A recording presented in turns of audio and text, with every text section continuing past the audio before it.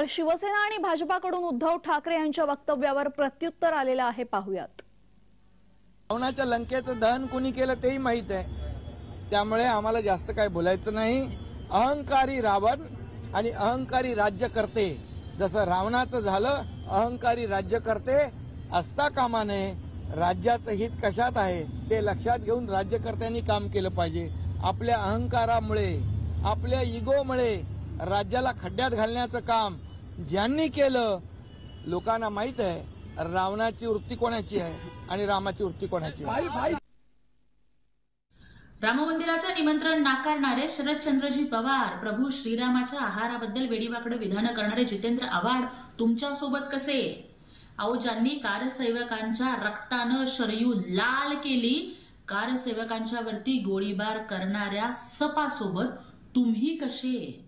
आणि हे सगळेच राम विरोधी लोक एकत्र येऊन या 10 तोंडांचा एक रावण बनलाय आणि तो आम्हाला या महाराष्ट्रामध्ये उद्धट वाकऱ्यांच्या रूपाने दिसतोय।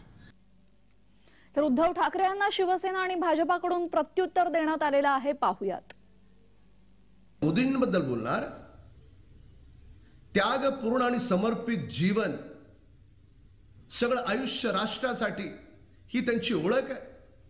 महाराष्ट्र आणि देश त्यांच्यावर प्रेम करतोय। आपली काय स्थिती आहे?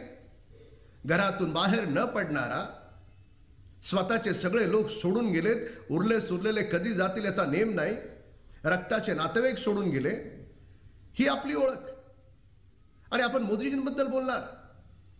राम मंदिराचं निमंत्रण नाकारणारे शरदचंद्रजी पवार, प्रभू श्रीरामाच्या आहाराबद्दल वेडीवाकडे विधानं करणारे जितेंद्र आव्हाड तुमच्या सोबत कसे?